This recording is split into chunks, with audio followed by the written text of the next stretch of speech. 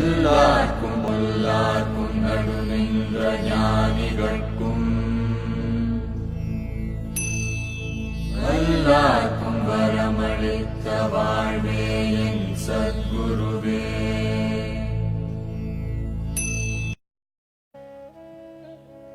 The most dominant factor of my life has been my Guru and nothing else.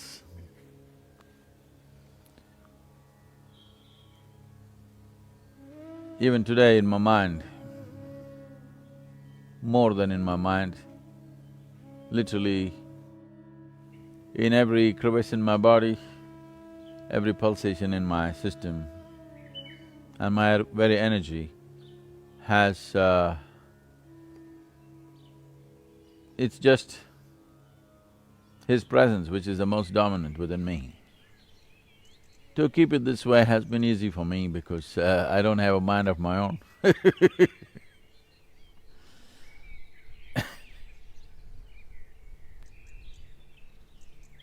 Because… probably because of this.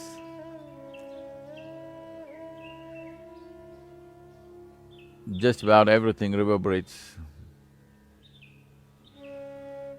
which is not me but way beyond me, way bigger than me.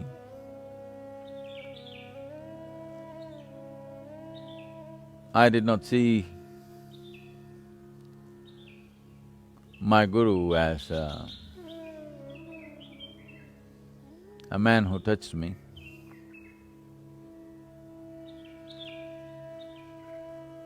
Though his touch brought me to the highest level of experience and a revelation of life and beyond.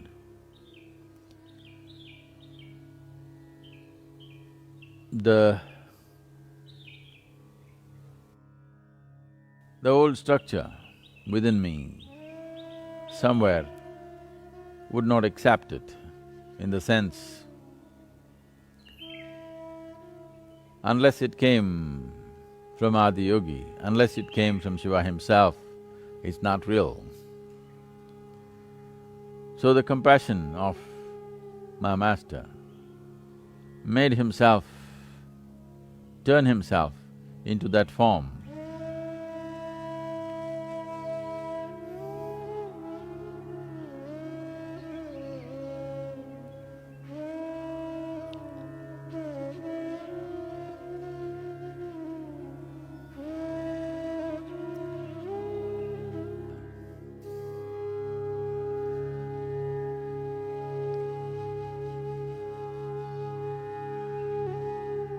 I don't know if this was his act, that he turned himself this way, or that's how he really was at that time.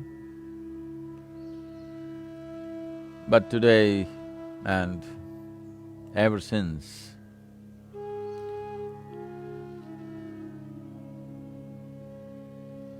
this has left me in a place where I don't have to make any attempt to know anything. Whatever I need to know, he and he are there so it's just there all the time.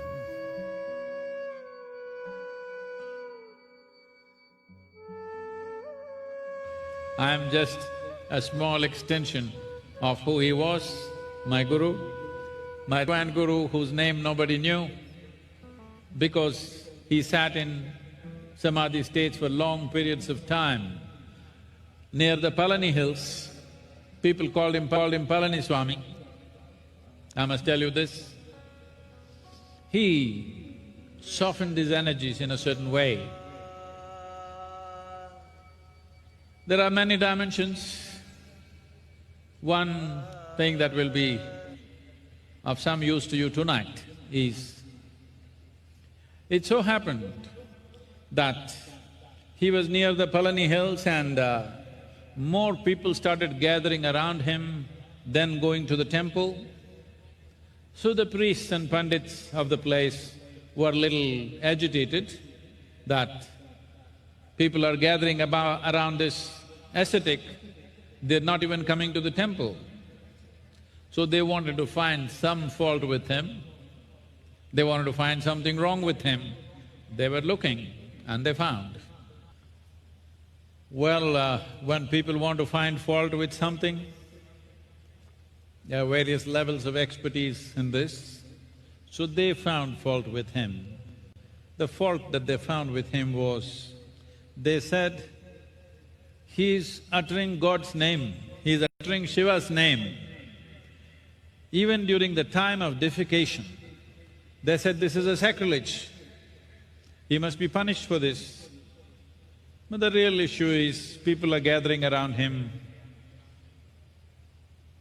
The devotees who come, they're not even going to the temple, they're gathering around him, that was the main problem. So, they called a panchayat.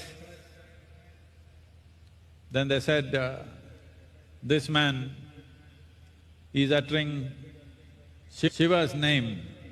So, they decided this and they brought him to pass a judgment on him. He came and sat down.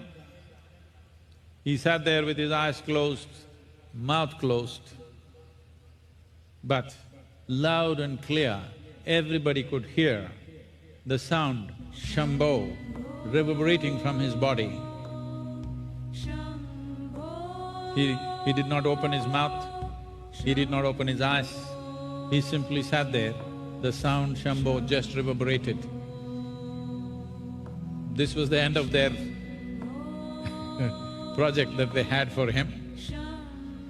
And later on, when he decided to shed his body, he went up this mountain. On the seventh hill, he shed his body upon this mountain. That is why we are sitting here at the foothills of the sacred mountains. For me, this is not a mountain, this is a temple. Shambho.